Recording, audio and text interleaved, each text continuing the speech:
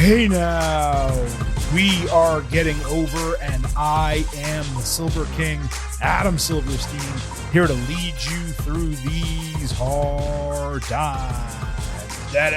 With episode 896 of your favorite professional wrestling podcast. That's right, Getting Over is back once again, and it is Thursday, so you know exactly what that means. We are here to break down everything that happened over the last week across NXT and AEW, but not only that, we are supersizing this edition of the Getting Over Wrestling podcast with two bonus segments. The first is a preview for AAA Noche de los Grandes, which is happening this Saturday, and at the end of the show, for the first time in a long time, we will be breaking down everything that happened recently in TNA. We're talking like, 6 episodes, maybe even 8 episodes of TNA. We're going to cover it all in about 5 to 10 minutes. It really won't be long, but we're going to catch up on everything that's going down over there. I was finally able to find some time and watch those shows to the best of my ability, and that is exactly what we will do. Excuse me, I have a hair caught in my mouth here. That is exactly what we will do at the latter portion of the show. Of course, before we get to all of these breakdowns, all of these results, Silver King does need to remind you off the top that the Getting Over Wrestling podcast is all about the fight. So head over to Apple Podcasts and Spotify, leave a 5-star rating on Apple. Take a little extra time, leave a 5-star written review. If you do, we will read it live right here on the show. Don't forget to follow us on social media at Getting Overcast on Twitter and Blue Sky. You get episode drops, news, analysis, highlights. You can send in questions and comments for the show over on YouTube. You can listen to the show. You can watch full-length video interviews, and you can find a ton of stuff in the link in our social media profiles, everything from our free Slack channel to WWE Shop, to how to subscribe to the podcast. Whatever you want, you can find it on social media at Getting Overcast. Now, this is the second of 3 episodes this week. We already on Tuesday gave you the WWE Clash in Italy Ultimate Preview, along with a full breakdown of everything that happened across Monday Night Raw and Friday Night SmackDown. And we will be back on Sunday as soon as that show goes off the air with a WWE Clash in Italy instant analysis. So make sure you do not miss that. And make sure you don't miss AEW Double or Nothing instant analysis, which was published Monday morning and ready for your ear holes, went in depth about everything that happened on that show. So that is going to be 7 episodes in a 2-week span. Then Silver King and Vintage Chris Vanini, we go back to a little bit of a break and handle our normal, 2 episodes per week until we get a little bit further down the line with some premium live events and pay-per-views coming up in the future. But let's not waste any further time. Let's get into all of it today. We're going to kick things off with NXT. Then we will move to AAA. After that, we will talk AEW and then TNA. So 4 segments, and that is the order of operations. There are timestamps in the episode description if you want to skip around. As always, I hope you listen to the entire show. Kicking off with NXT. The Culling was supposed to fight out the mud, but Nico Vance was unable to find Shawn Spears before the match. He and Izzy Dame got all into their feelings about it, continuing the perspective that Spears is on the outs of the group. As OTM made its entrance, though, Spears attacked both of them from behind with a steel chair, completely laying them out, negating the match. Vance ran down over the top, infuriated with Spears, who said he did it for the group. Is Nico a heel or is he not? Why does he not understand the advantage gained by such antics, attacking your opponent with steel chairs? It's not like there was a title or number 1 contendership on the line where Spears ruined something. The goal is to soften up your opponent, even if it's for a future week. Izzy backstage yelled at Shawn, who said that he did it because she was right last week. He shouldn't have gotten them a tag team match on the same night as her title match. I mean, he's right. They bitched at him for making the match. So he created an avenue where they did not have to fight while still getting the upper hand, and they'd both be there by Izzy's side for her match. So they're angry, but he rectified what they said he did wrong last week. So there's some lacking logic there. That preceded the NXT Championship match, Lola Vice defending against Izzy. This appropriately main evented. OTM attacked the guys and dragged them backstage after a distraction allowed Izzy to hit a backstabber on Lola. Vice came back with a hip attack, only to get her head booted off. Dame locked in a lion tamer to push Vice backwards off the attack with a boot, leading to a referee accidentally taking a Bazaiku knee. Lola hit 3 spin kicks and a back fist for a delayed slow 2.8 count with a tremendous veteran kick out by Izzy considering the uncommon speed of the count itself. Great timing there. Dame brought the belt into the ring as Vice tried to lift the referee. She threw the belt at Lola, who caught it only to eat a boot to the face. The title was right next to the referee as he chose not to recognize it while counting for another false finish. Vice countered into a guillotine with a body scissors, which Dame only escaped by moving into a pinning combination. Once that broke, though, Lola landed her back fist to retain the title. It was tough to understand the need for the ref bump when the match simply would have been better if they continued to work hard and each registered fake finishes on the other one, false finishes, in a little bit more legitimate fashion than we actually got here. It just felt unnecessary to me, though it was not bad by any means. The match picked up dramatically over the latter half, and Izzy continues to impress between the ropes.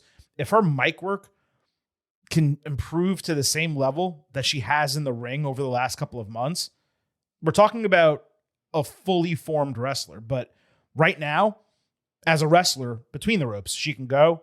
And as a mic worker, she still continues to struggle. At first, it seemed like she just had great chemistry with Tatum Paxley. That was my assumption. But it's clear she's improved markedly over the last few months. Her aesthetic is also spot on. I loved her look last week with the furry knee-high boots. I think they were pink. And the leather ones that she wore for this match. It just gives her such a unique look. It takes advantage of her height, her size differential, how long her legs are, just to show like not only can she wrestle differently from other women, but physically she looks different from other women. Lola obviously had to retain the title. How she's booked to drop the strap will be extremely curious. Do they move it to Kendall Gray in a delayed change a few months from now? Is there a heel transitional champion? Like perhaps Kalani Jordan gets an opportunity. Definitely remains to be seen. There is not a crystal clear path as of right now. Tony D'Angelo opened hour 2 saying the new talent joining the brand was good because it freshens up the show and makes it more exciting for the fans. But for him, he's just ready to run through them one by one. D'Angelo revealed that he's fighting Cam Hendricks next week. And he was pretty funny with like a deadpan face doing Hendricks' stupid taunt, like mocking it. Tony instead focused on Naraku, who he called out to the ring. D'Angelo said he didn't want riddles. He wanted Naraku to be a straight shooter and declare his desire for the title. He knows that's what he wants. Naraku shook his head, saying he was there to keep Tony and his title safe. D'Angelo didn't believe him, but Naraku said that it was their destiny to go to war with Tony as champion. Hendricks interrupted, saying his stupid catchphrase and cutting a really rough promo about being the best. D'Angelo said the championship is not an accessory. It's something he spent 5 years pursuing, and now he's insulted having to go against a guy who hasn't earned shit. When Tony turned his back on Cam, Naraku caught an ensuing strike, knocked Hendricks out of the ring, and bowed to D'Angelo before a stare down and departure. The first half of this was fine. I wanted a little bit more explanation from Naraku. He said he was not going after the title, except he is, just not right now. He wants to make sure no one else beats Tony, or at least does so unfairly. Why are they destined to go to war, but not go to war right now? Need some more exposition there. Cam was awful.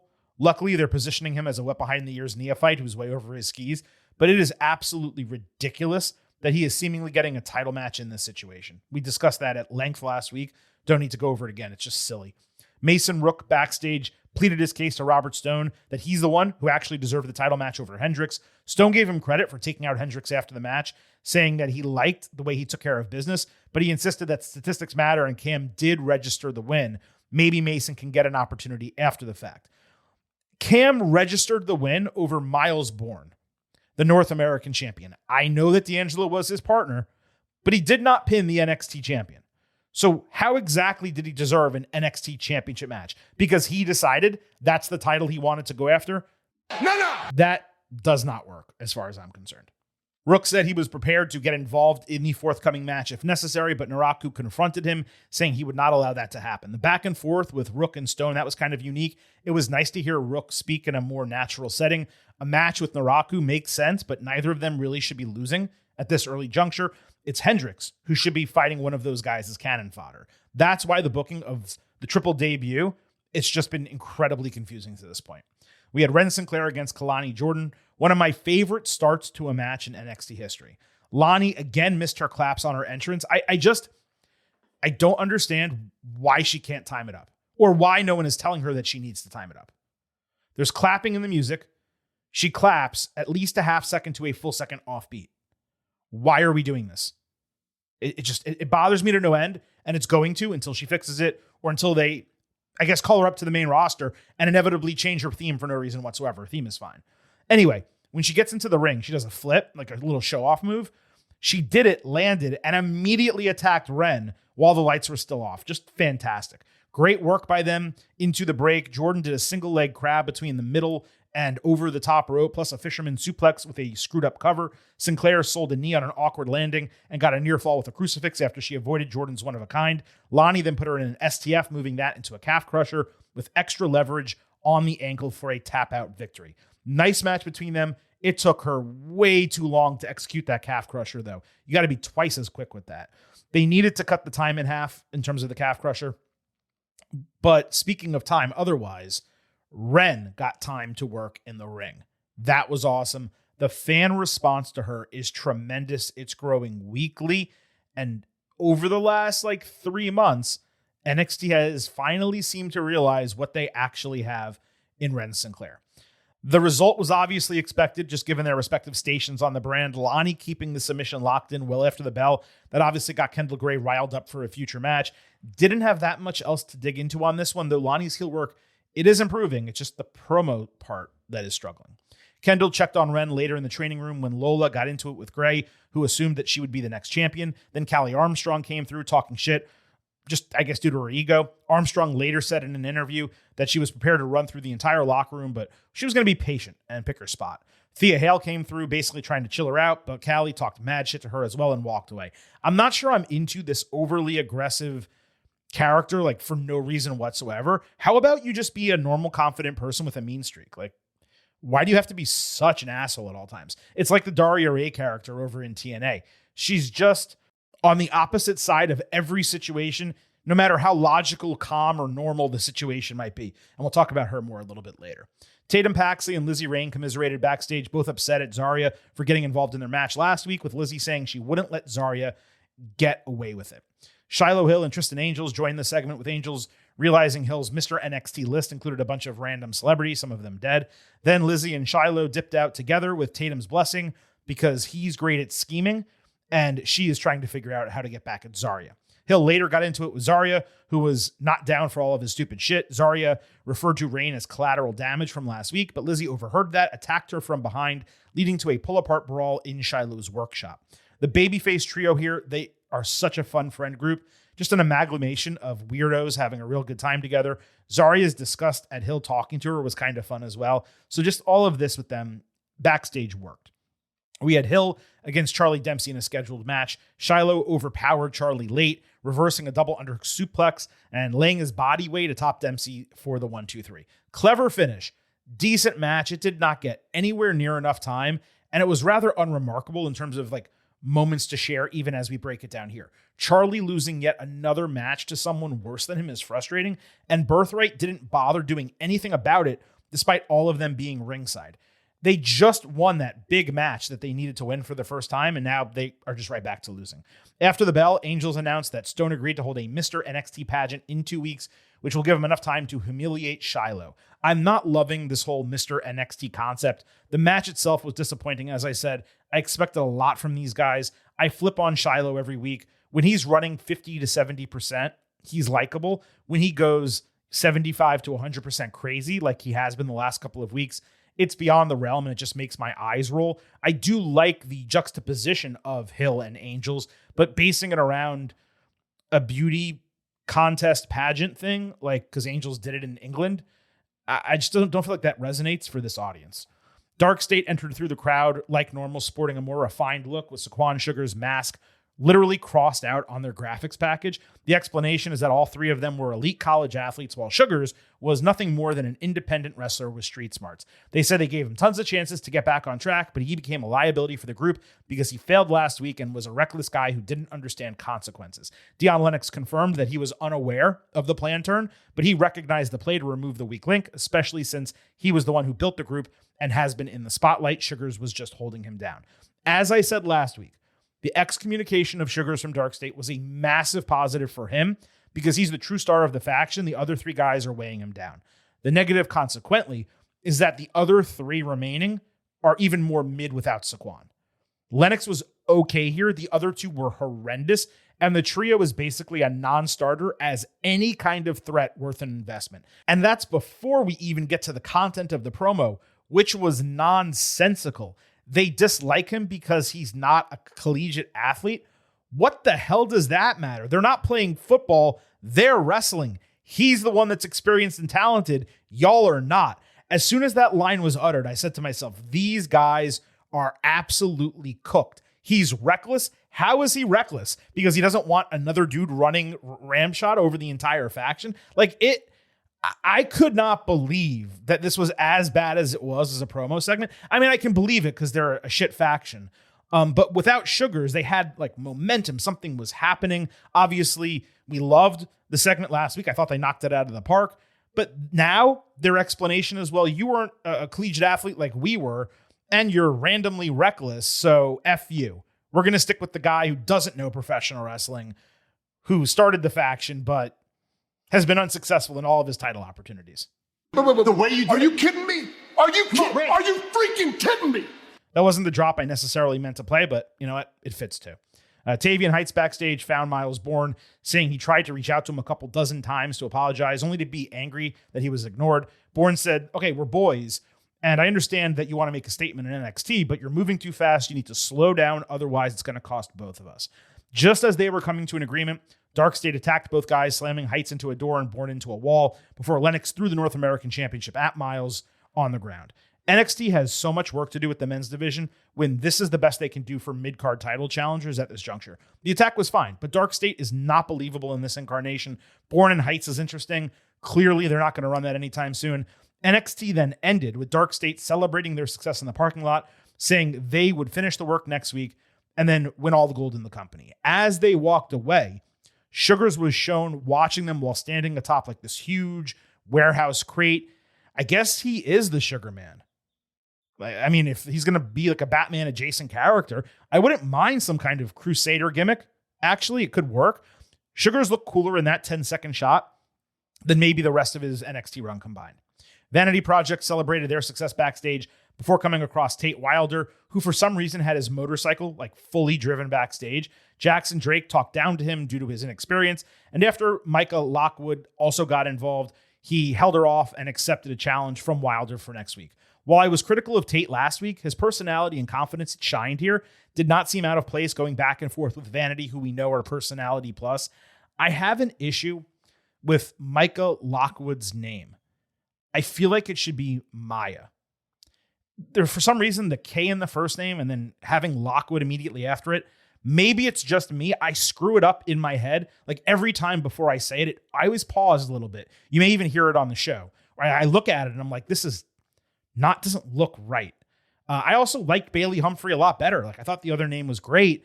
Obviously, there's Bailey on the main roster, which is probably why they didn't do it. But Micah Humphrey would have been fine. It's only one K. Instead, Micah Lockwood. It's just, for me, strange as a name. They're not going to change it, but I had to say that.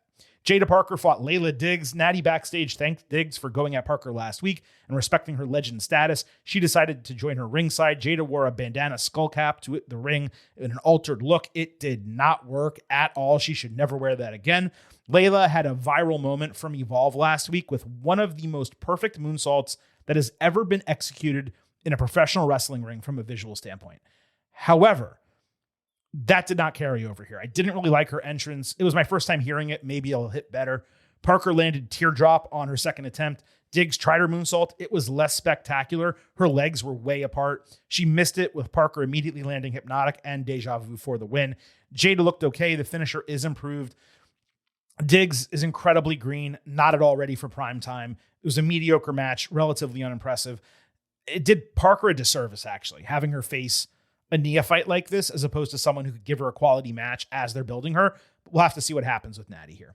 An unnecessary men's speed tournament that should not be any part of NXT Weekly was booked as an international event this time around. Sean Legacy and Dorian Van Dukes, which is apparently how you say his name, fought to a time limit draw for a double elimination. Nice work between them, talented guys. Lexus King backstage was excited at the field becoming limited when Fraxium came through to talk a little crap in their normal style. Romeo Moreno and his Breathe Right strip for some reason beat Nathan Frazier in what became the de facto final. They did a springboard Spanish fly. Moreno also hit an avalanche German suplex, but Nathan landed a twisting cutter. The finish was a Fraser superplex that he tried to roll into a Falcon Arrow, except Moreno was able to counter it into a small package to win in 2 minutes and 58 seconds. Why the fuck is a main roster superstar and one half of the best tag team in the world, when they're allowed to wrestle, losing to a 23-year-old neophyte in a speed match?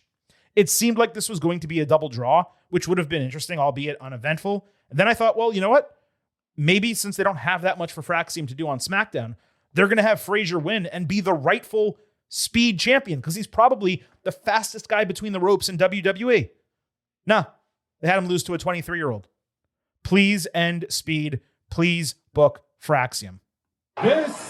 This right here is bullshit. Overall, a mediocre episode of NXT. Not saying it was bad, but it certainly was nothing to, sing about. Not in any way, shape, or form. The last couple of weeks had been better by comparison. They're obviously building. There's a long way to go until their next events. There's nothing special announced in the meantime anyway. But I don't know, weekly TV needs to be better, and they got to figure out what the hell they're doing with this men's division. Like, almost shuffle it up and just clarify who is in the main event, who is in the mid card, and why. Because there's no reason that Cam Hendricks is in the main event and that, Mason Rook potentially is joining the brand and immediately going after the NXT title when he probably should be focused on the North American Championship. It's just really odd what they're doing here. So that takes us out of NXT. We can move over to AAA, Noche de los Grandes preview. It's a 4-match card. Originally, there was going to be a women's 6-person match involving Bailey, La Catalina, and Lola Vice. That got pushed off of Saturday's show to what seems to be a night 2 for Noche de los Grandes. So that would be Noches, right? It wouldn't be plural. Anyway, so that's going to, I guess, be next week, next Saturday. But it's not on this card anymore. That to me is disappointing. It's only 4 men's matches, but all 4 of the matches are huge. Now, originally, Vintage Chris Vanini was going to join us for this segment. And then I realized, I'm like, why am I going to have Vintage preview a show that he doesn't know that much about yet? He did watch last week's AAA. It would be better, though, to get his impressions of AAA from watching last week's show and then watching Noche de los Grandes. So the hope is that this coming Sunday, when we do your WWE Clash in Italy instant analysis, it will also have AAA Noche de los Grandes analysis on the same episode, and that Vintage will be able to be part of that. So that is the plan as of right now, a double analysis on Sunday. I really should have mentioned that earlier in the show, but nevertheless, you're hearing it right now. In terms of the 4 matches on the card, we have a tag team championship, Pagano and Psycho Clown against the War Raiders. And by the way, we did a full breakdown of the week in AAA on last Sunday's episode, the WWE Saturday Night's Main Event results. It's episode 893. So if you missed the full breakdown of everything that happened last week on AAA, it was an incredible episode. If you missed that, make sure you listen to episode 893. It's called WWE Saturday Night's Main Event Results, Analysis, Grades, Review. AAA delivers again, because it did indeed deliver. But again, there are 4 matches on this card. The first one, the tag team championship, is going to be on the line. Pagano and Psycho Clown defending against the War Raiders. Now, the long storyline here in AAA has been some angst between Pagano and Clown. Basically, the rest of Psycho Circus, which is the faction that they're part of, has been attacked, laid out backstage.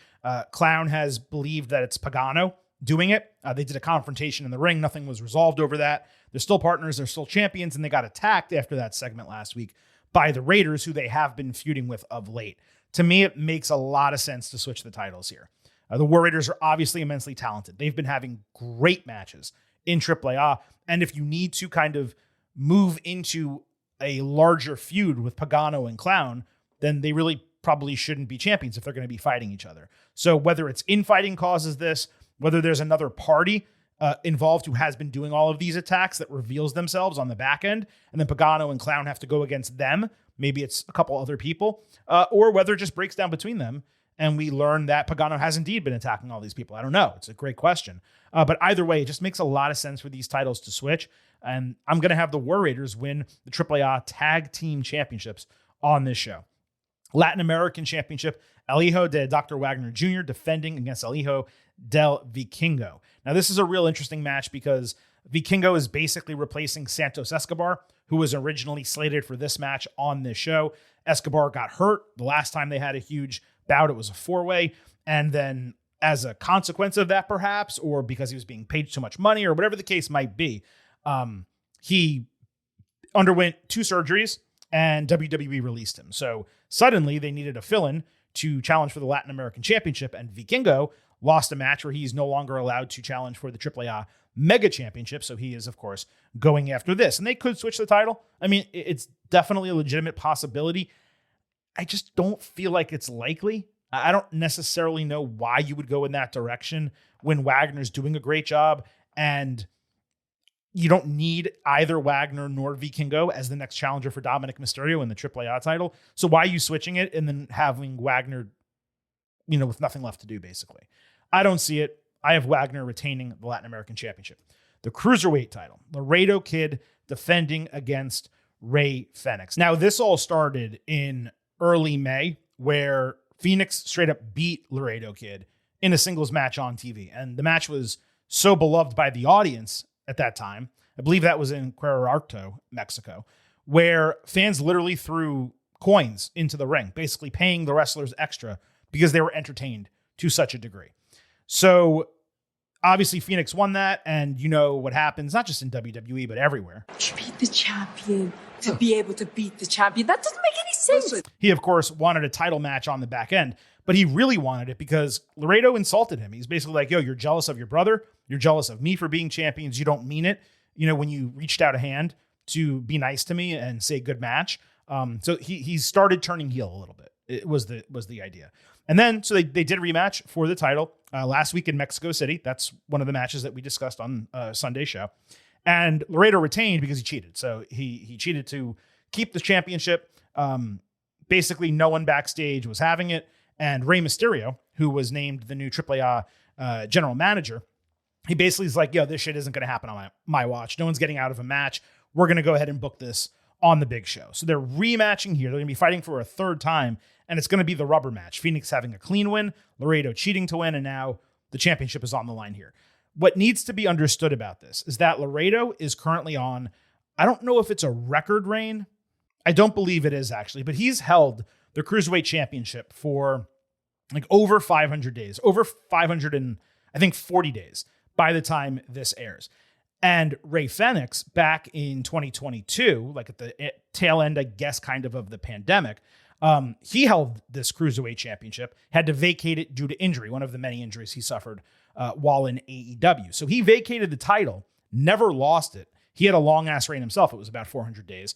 And really hasn't fought for it again. So now he is. So you have the 2 longest reigning champions of this title since 2021-ish, going head-to-head for the championship. The longest reign, I was checking it. This is one of the reasons I was slowing down with my speaking while we were doing this. The longest reign with this title was Laredo. He held it for 1,200 days, 2019 through 2021, February to February. That was during the pandemic. So he is the longest reigning champion of all time. He is the most days combined as champion, and he is currently in the 4th longest reign of all time. It makes a lot of sense for Phoenix to get this back. They teased it on SmackDown with Nick Aldis telling him that he was doing a great job, and Phoenix said he had a lot of stuff planned for himself. I'd love to see him win gold. He needs to get pushed on the main roster in WWE. At least, though, this would be doing something with him. Maybe he can flash the title on SmackDown, do a couple open challenges or something to that degree, or parlay it into getting a real opportunity on the main roster. So you want a big babyface win. You probably want a couple of big babyface wins on the show. And I think I'm guessing they're going to open with this match, have Phoenix win the Cruiserweight Championship, then do the tag and Latin American, and then, of course, main event with what we are all mostly here to talk about. Máscara contra Máscara, El Grande Americano versus El Grande Americano Original. Now, you all know the story here. You all know what we've discussed on the podcast about how WWE has completely botched this on the main roster by not sticking to the characters and the story, trying to, alternate it for one reason or another. even when they've been promoting this event, they tell you the match is happening, they tell you it's on this show, but they don't give you the video packages in the background to actually gas up viewers and say, hey, you may not normally think you want to watch Lucha Libre, but this story is so effing good that you have to watch this show and you have to watch this match. That is what is so frustrating about WWE's booking on the main roster with this. On AAA, it's basically been flawless. And I'm not going to recap the entire storyline for all of you because you've heard it here on the show. This is the one thing that has, kind of been integrated with our normal WWE episodes on Tuesday. But if you do want to catch up, AAA created an incredible video package for this. And we posted it on social media. You can find it on all of our accounts. Just scroll to last Saturday, Sunday, last weekend, basically. You'll find it's like 3-4 minutes. It's cartoon-ish. And it breaks down the entire feud and it tells you exactly why this is so important. Now, all that's left, of course, is to make a prediction. And, if I'm going to play devil's advocate, okay, there is something to be said for the way El Grande Americano is currently operating. He is so ridiculously over that even if he was to lose the mask, you can argue he would gain a ton of sympathy for it.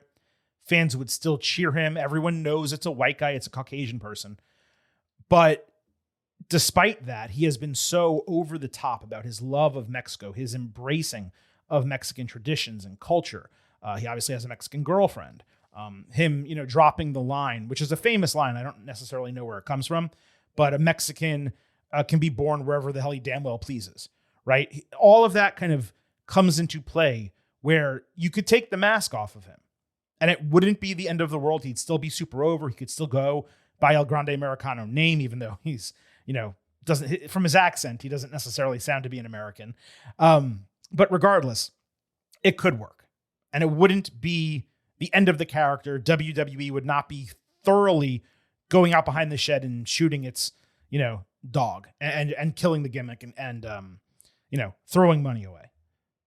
However, Americano is so ridiculously over right now. There's an argument to be made that he's the most popular wrestler in Mexico. Now, I'm not necessarily saying that because Bandito is crazy over, Mystico is crazy over, other CMLL wrestlers are ridiculously over. Dominic Mysterio, even in AAA, is as well. So you can't say that, firmly.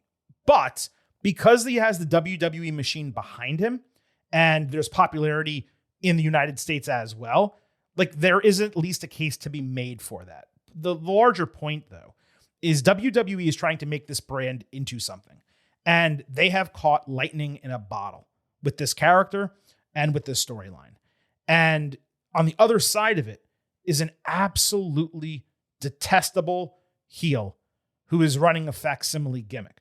So it's not like he's going up against El Hijo del Vikingo, where he loses his mask or the other guy can't challenge for a title or the guy cuts his hair or whatever the case might be. The reveal is the entire part of this.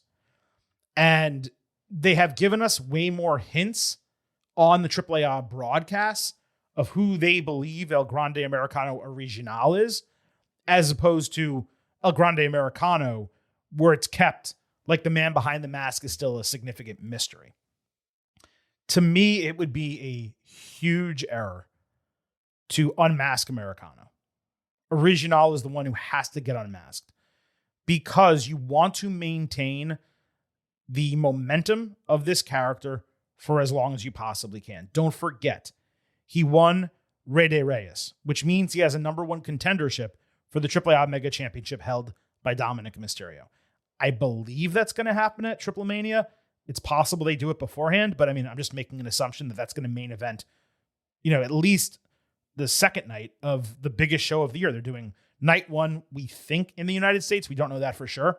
But night two, of course, is going to be in Mexico City. So I don't know why you would take the mask off someone who can main event, who's the most over person in your company, in your brand, who can main event your biggest show of the year against the current champion, who's also someone who's mega over within the company, no pun intended. So I don't know why you would do it. I can't logically make sense of it other than to say I don't think it would be like the end of the world.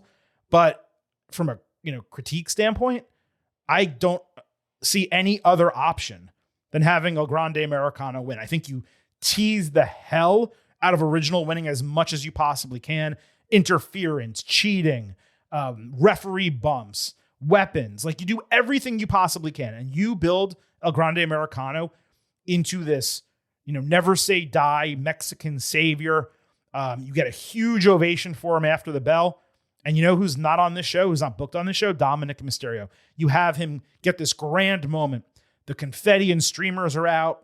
Maybe even people from the locker room come out for a little bit and celebrate him. And then they go backstage, and Dominic Mysterio lays his ass out, gets a ton of heat, and you're off and running for Triple Mania. So I do have El Grande Americano beating El Grande Americano Original, the latter of whom will get unmasked. And then once we learn the identity of that person, it's going to be extremely interesting to see whether they continue wrestling in AAA or whether they just remain on the WWE main roster. And if so, what actually happens to them? But that will be another conversation for another day.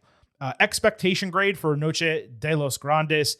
I'm going to give it to you for this card as opposed to the 2-night card, because other than the women's match, I don't know anything else that's going to happen over there. I got to tell you, I said on the WWE Clash in Italy Ultimate Preview, which is an extremely strong card for this Sunday, I said on that show, it's almost impossible to give something a pre-show expectation grade of an A, even if the card is extremely strong. But you know what? This card is extremely strong, and the main event is going to be so ridiculously crazy that, yeah, my expectations are sky high. I'm coming in at a 94A as an expectation. There's 4 matches, all of which can be absolute, undoubted Banger. After Banger. After Banger. After Banger. And this main event, we may be talking about it in the match of the year conversation. I already believe it's the front runner for feud of the year.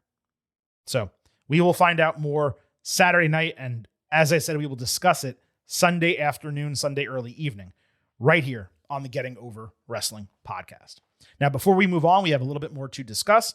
Don't forget, here at Getting Over, I happen to love the number 5. and I hope you do as well. $5 a month, $50 for the entire year. You can become an official Getting Overhead. Just visit buymeacoffee.com/gettingover. Sign up. You will get bonus audio, the fastest 5 minutes in professional wrestling, instant reactions to every major show, and exclusive news analysis posts every week. Please support us financially. Keeps the show on the air. We will continue to churn out performance-enhancing audio for your ear holes. You get some extra content too. buymeacoffee.com/gettingover. Moving to AEW. Nothing huge to discuss extra coming out of Double or Nothing, though it was a fantastic show, as we talked about on the instant analysis. I did see a clip from the buy-in that I originally missed. It was kind of disconcerting, involving Harley Cameron and the Rizzler or whatever, and another woman who I couldn't even place from the clip I saw. 2 grown women fighting over a kid who's like staring them down and oogling them. It was kind of odd. I did forget to mention that Double or Nothing sold out more than 14,000 seats at Louis Armstrong Stadium, which was incredibly impressive. Whether that translates into attendance momentum, that remains to be seen.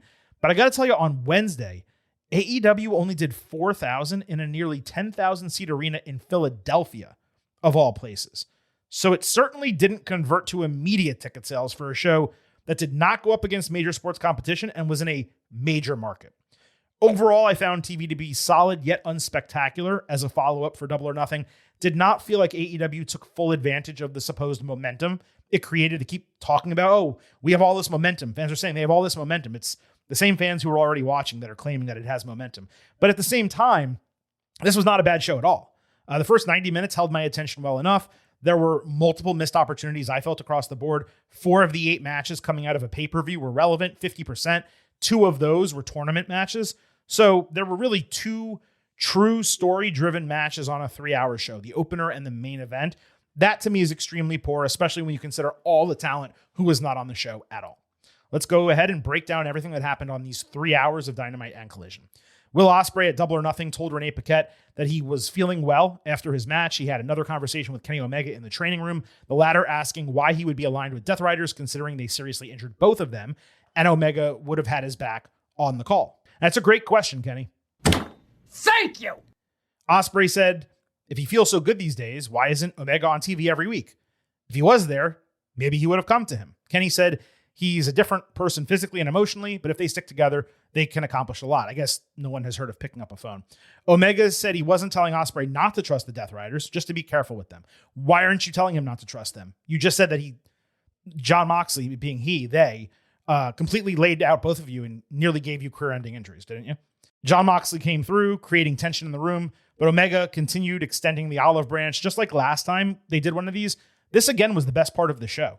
And it was the opening bit of Dynamite, too. There's so many Omega Ospreay parallels that this works on a couple different levels. And inserting Mox in there had me feeling like I almost wished he was the AEW champion. That way they could run this as a triple threat main event at All In. Instead, the move might be MJF Ospreay as the winner of the Owen, with this being an Omega Mox feud in the interim, for All In. The other option, of course, is Omega beating MJF at the new Redemption pay-per-view, announced for late July, I believe, in Toronto, and then going up against Ospreay after all. That would be a better sicko match, for lack of a better term, but MJF, to me, remains the better option for Ospreay. Plus, hot potatoing the title to a face before a big change, it's not as effective as someone just being a successful, established heel champion going into a pay-per-view. But this segment was great, and even with the weird Ospreay Riders storyline and some logic issues here, it was great storytelling, specifically between Ospreay and Omega, which is why the other part of it for me is so frustrating. Kevin Knight made the first live appearance on screen for his inaugural heel promo. He said Darby Allin let him and the fans down, which he cautioned against previously. Knight said he's the last guy to truly threaten MJF, and he deserves to be front and center. He said he left Darby in a pool of his own blood, which absolutely did not happen. Mike Bailey interrupted, wearing what I can only describe as a gi that was supposed to look like a suit. I get the gimmick and all, but the dude's clothes were silly. Speedball said Kevin is impatient and made a mistake, but he can make it right by just apologizing. He offered a hand. Knight stepped through it, hit him with a mic, and then did a rock bottom. As if calling himself the Jet 20 times in each promo wasn't enough of a copy of Dwayne Johnson, he was an inch away from wearing like a similar turtleneck with the necklace hanging down, similarly put on glasses to look cool, and in this segment, even did the dude's finisher. Like, it's a little bit too much on the nose, bro. Bailey is a total dork. Knight did exceedingly well here promo-wise. The heel persona fits him better, and he kept everything tight. No meandering like in the past. Whether AEW capitalizes on this remains to be seen. A Darby match is obvious, but what does he do in the interim other than possibly beat Bailey in a TNT title match? It's tough to buy his elevation. He's the number 4 singles champion and doesn't focus on his own title, which is something we've been talking about for a few weeks as well. But overall, it was a solid follow-up to the turn. Jericho fought Ricochet with everyone barred from ringside in what I presumed was the end of their feud. Ricochet made excuses for Stadium Stampede, losing there, saying they got outnumbered in the finish, which doesn't make sense. You were in a 14-man match. Ricochet missed a 630 before Jericho hit Codebreaker, Judas Effect, and Lion Salt to pay off that part of the feud in victory. Jericho patted Ricochet on the stomach as a sign of respect after the 1-2-3. B-match, at least it's over. Tommaso Ciampa attacked Jericho immediately after the bell and hit a running knee. No explanation provided as to why. Perhaps we will find out in the next week or so. Andrade El Idolo backstage said he was refocused on winning the AEW title by beating the stupid MJF, who is wrong, thinking he is better than a real Latino man. Not a great promo, but the right direction for Andrade, who should be focusing on this title.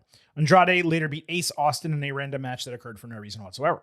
Roosh beat Orange Cassidy, Lio Rush, and Brian Cage in something called a Superstation Showcase as an excuse for it being a random assortment of 4 dudes with no storyline relation to each other. I'm proud of Tony Khan for smartening up and realizing the money match gimmick was ridiculous and illogical. I don't think they've done one of those in months. But just throwing 4 dudes in a match without any rhyme or reason, it's really not that much better. Lio Rush took the fall after a comedy segment in the middle with Orange. I cannot understand having this be among the first segments on your show immediately after Double or Nothing when you're trying to gain audience and not have people turn the channel. MJF entered the arena dragging an AEW championship on the ground before displaying his Triple B on his shoulder. He came across Knight, thanked him for attacking Allin to show respect. Knight obviously clarified that had nothing to do with him, promising that he will beat him for the title one day. Then Kevin bumped into Kyle Fletcher, who is still, for some reason, fully focused on the 4th men's singles title, as opposed to moving up the card. Don Callis also tried to recruit Kevin. Mark Briscoe then got a random hype video out of nowhere. MJF hit the ring for a championship celebration. He spent like 5 minutes talking about being a 3-time champion by the time he's 30, trying to put his name alongside those of the greats. Briscoe randomly interrupted him, hence the unexplained package. He put over Philadelphia, even though he's from Delaware, and said a bunch of random shit. Fans chanted ECW, to which MJF called it a dead company. It may be a dead company, bro, but it's still being referenced in 2026 and chanted on your show. Mark demanded a title shot and called MJF a soft little bitch. MJF declined, saying that he's not on his level. As he walked out, Roosh showed up behind him and said more words in the first 15 seconds than he has since returning to TV. He said Briscoe may be a chicken farmer, but MJF is a chicken shit. Roosh recalled previously coming close to beating MJF and then said his line. MJF somehow agreed that Roosh has earned himself a title shot because at least he's more marketable than Briscoe. And he accepted that for next week. None of this makes a shred of sense, okay? It's continuing the random challenger shtick from Darby. Roosh has beaten 3 to 4 jobbers, like total jobbers, in squashes, and then he won a random 4-way. Briscoe at least beat Ciampa a couple weeks ago, but that was his only singles win since January, and that included 2 losses in TNT title matches since then. Why are these guys getting opportunities to go after the main title? Why is it being treated like a TV strap? Why is this the follow-up with MJF coming out of a huge championship win? I cannot make sense out of any of it. So dumb.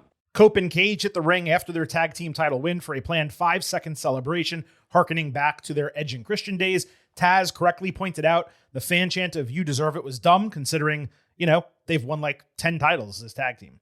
They said FTR are top guys, indeed, but they are not at the tippy top.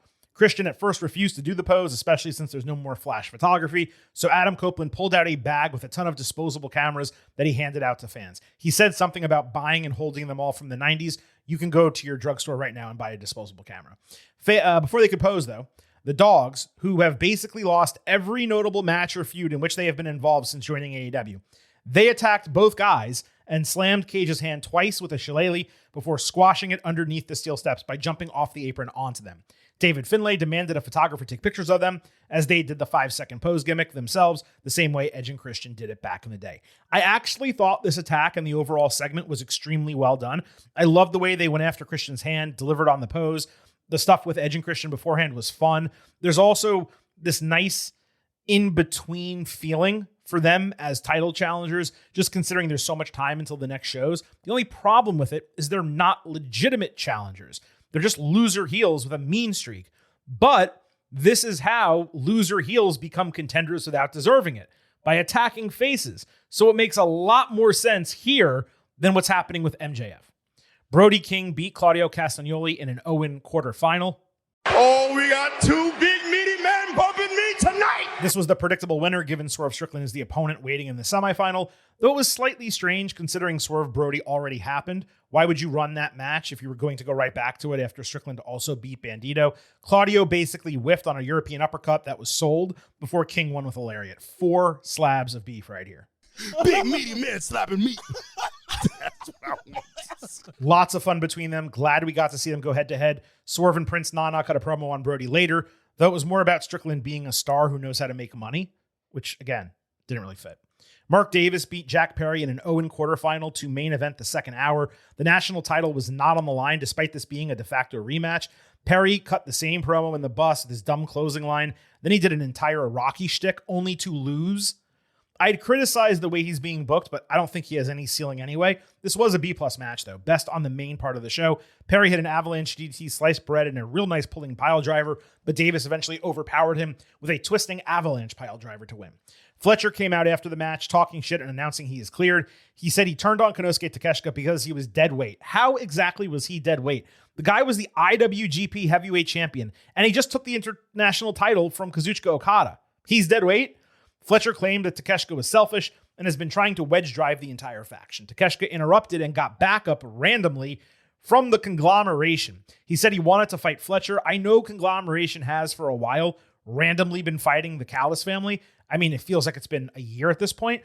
Just whenever they need to throw a match on TV, it's here, let's randomize it. Mark Briscoe and Kyle O'Reilly against Mark Davis and Lance Archer. Like, they'll just do that all the time. Even though I don't even know what their issue is or was or whatever the case might be. So I understand that. But there was zero explanation for this alignment and zero obvious ties between Takeshita and these babyfaces off the jump. One of the most lacking segments of the 3 hours. Ospreay, Mox, and Pac beat the Rascals in a random match after this. Ospreay won with his new armbar submission. Will first cut a promo on Davis due to him losing their prior meeting in a doctor stoppage. It was quite unbelievable, literally, that the 8-man Owen bracket was set up with every single feud and potential feud playing out that way throughout the entire tournament. It flies in the face of a tournament being anything but overly planned. Samoa Joe led an ops promo saying Anthony Bowens will soon get his just due. Joe announced he is stepping away again for a few months because Hollywood is calling.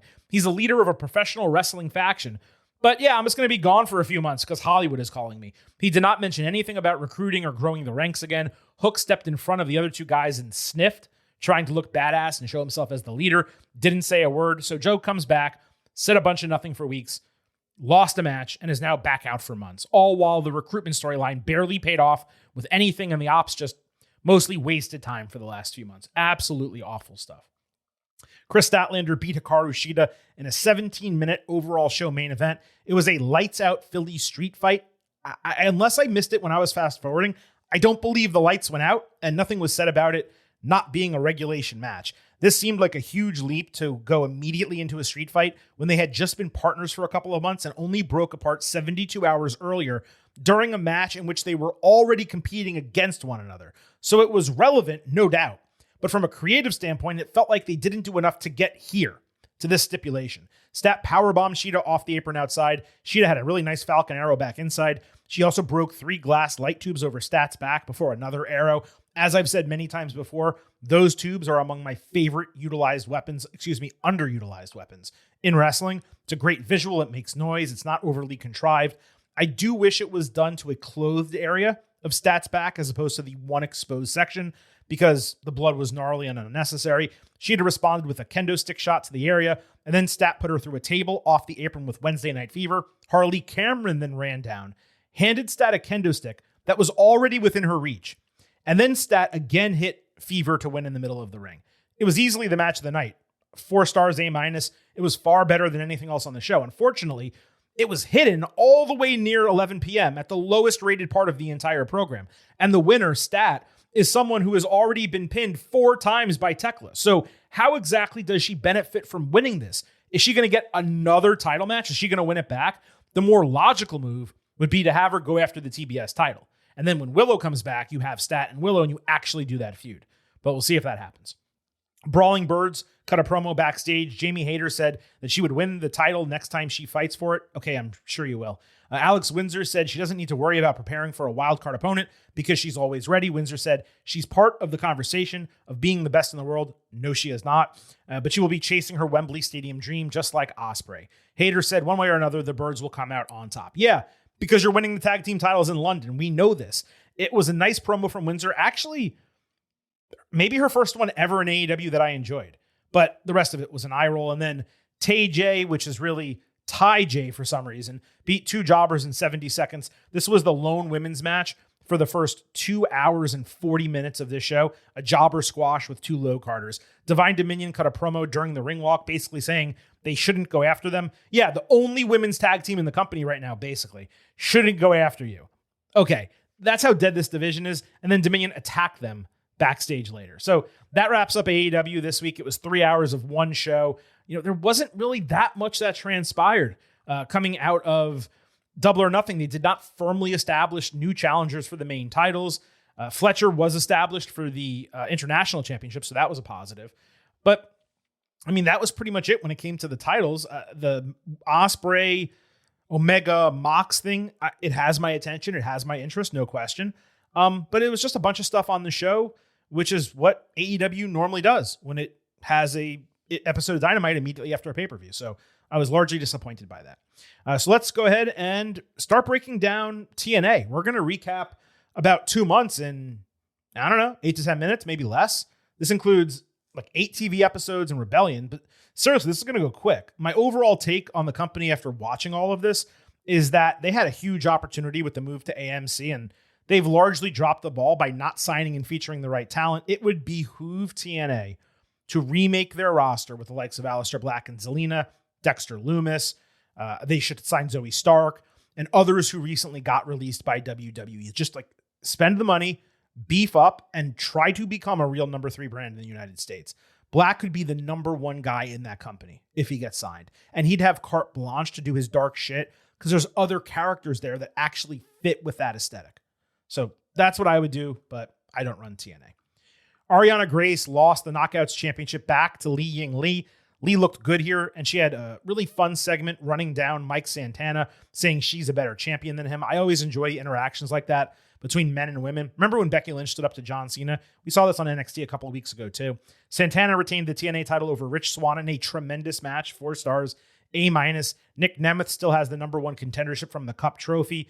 Daria Ray, who is Sonya Deville, refused to let Santana come up with his next opponent because she remains extremely over the top as an egotistical authority figure who disagrees with stuff randomly for no real reason. Eric Young won a battle royal to become number 1 contender after beating a returning EC3 in a strange feud. EC3 looked rough, yet Daria decided, despite herself setting up the battle royal, that Santana first had to defend against Steve Maclin, who got injured in their prior scheduled match and never got a legit shot, which, fair enough.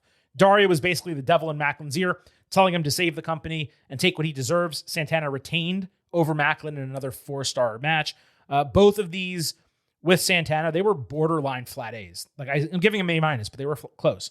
Zaya Brookside turned on Lee, her friend for months, probably necessary due to the thin women's division. There was a surprisingly well-done in-ring segment between them with a feigned reconciliation before the turn was confirmed. Leon Slater got some veneers. He noted that May 15th would mark him crossing the threshold as the longest reigning X Division champion of all time, a record currently held by Austin Aries at 298 days.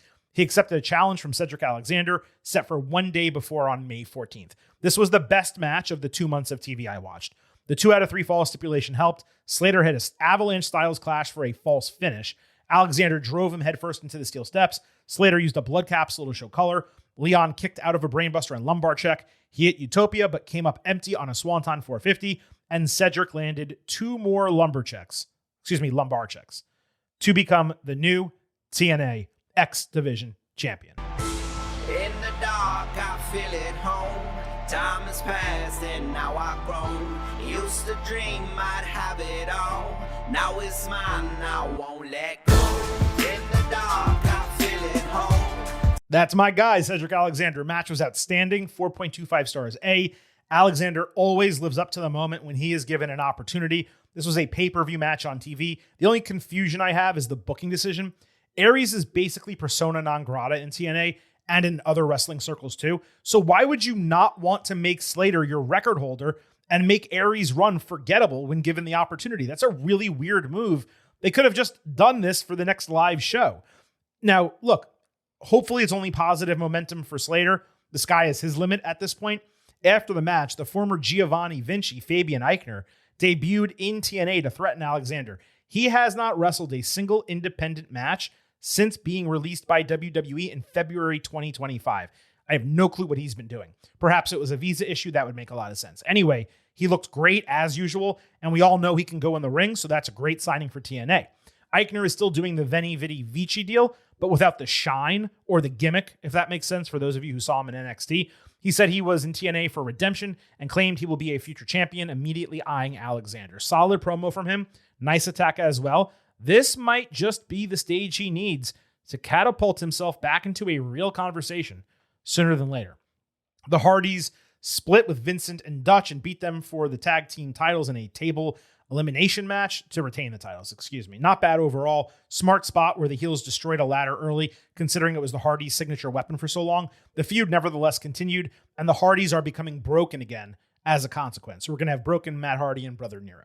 Daria continued her silly power trip deal with zero nuance. Santino Marella and Indy Hartwell got suspended indefinitely for no reason. They both got cleared a few weeks later without much storyline behind it. Indy seems to be slowly but surely getting over with the fans, especially when Santino announced that TNA had re-signed her. Indy, she's taken some steps with her personality. Elena Black, Cora Jade, has rounded out a little bit as a performer. There's just something missing with her from a charisma and believability standpoint. I don't know that she's ever going to find it. She might, but I don't see it as of right now. This was evident in a painful segment involving them and Ash by Elegance. Indy was the clear star of the 3. Mustafa Ali started an open challenge for the International Championship where the challengers' countries of origin were randomized. Ricky Sosa officially signed with TNA. That got announced by Chris Bay in a really cool moment. There's a pretty decent bunkhouse match with Tessa Blanchard beating Jody Threat. First time stipulation for the women. The choking finish was somewhat brutal. Tessa, Mara Sadeh, Alicia Fox, and a really good-looking woman I've never seen before. They became part of Rosemary's freaky Black Rabbit Undead Realm gimmick, which is easily the most interesting part of TNA, especially when they purposely break character. Abyss returned as part of this. The Bunny was reborn as well. Dani Luna left the promotion. That was surprising. It seemed like she was in line to become one of the faces of the Knockouts division. And there was an extremely strange segment where Frankie Kazarian paid a child to lure Elijah into a cemetery for an attack. The next week, he dressed up as Elijah, only to get attacked with Elijah singing a song above his body. Elijah then won a guitar strap match. So, as you can tell, there's some ups and downs in TNA right now. Some interesting things that are happening. Like, I am extremely into Leon Slater and Cedric Alexander. Fabian Eichner coming back is cool. There's a couple of the women that are interesting. The Rosemary stuff is nice. I don't mind seeing the Broken Hardys again. Like, okay. But then you have like the Daria Ray of it all that is wearing incredibly thin. Outside of Mike Santana, the main event is lacking real challengers. That's why I'm saying, like, if they bring in Aleister Black, if they bring in Dexter Lumis and they actually elevate him or keep him, introduce him, I should say, reintroduce him as a main eventer, like all of a sudden the product changes entirely if they're able to do that. Same thing on the women's side. You bring in Zoe Stark, you elevate her into your Knockouts champion. That division becomes really believable again. So there are some things they can do, but it's really going to require adding new talent. And yeah, that wraps up this edition of the Getting Over Wrestling podcast. We've covered NXT, AAA, AEW, and TNA, a supersized Thursday show. As mentioned, we will be back on Sunday with your WWE Clash in Italy and AAA Noche de los Grandes instant analysis. Of course, this past Saturday, we had your Saturday night main event and AAA analysis. And then, of course, on Tuesday, we had your WWE Clash in Italy Ultimate Preview. Make sure you listen to that before the show on Sunday. On the way out, allow Silver King to remind you here at Getting Over, I happen to love the number 5. and I hope you do as well. $5 a month, $50 for the entire year. You can become an official Getting Over head. Just visit buymeacoffee.com/gettingover. Sign up. You will get bonus audio, the fastest 5 minutes in professional wrestling, instant reactions to every major show, and exclusive news analysis posts as well. Please support us financially. Keep the show on the air. We will give you additional content. buymeacoffee.com/gettingover. Don't forget to follow us on social media at Getting Overcast on Twitter and Blue Sky. You get episode drops, news, analysis, highlights. You can send in questions and comments for the show. On YouTube, you can listen to the show. You can watch full-length video interviews and the link in our profile on social media. You can join our free Slack channel. You can subscribe to the podcast shop, WWE shop. You get a little kickback there. Make sure you find us on social media at Getting Overcast. And lastly, please remember, It's all about Divide. head over to Apple Podcasts and Spotify. Leave a 5-star rating on Apple. Take a little extra time. Leave a 5-star written review. If you do, we will read it live right here on the show. Thank you all so much for listening to this edition of the Getting Over Wrestling podcast. This is the Silver King, Adam Silverstein, signing off and leaving you with just 3 final words. Bye for now.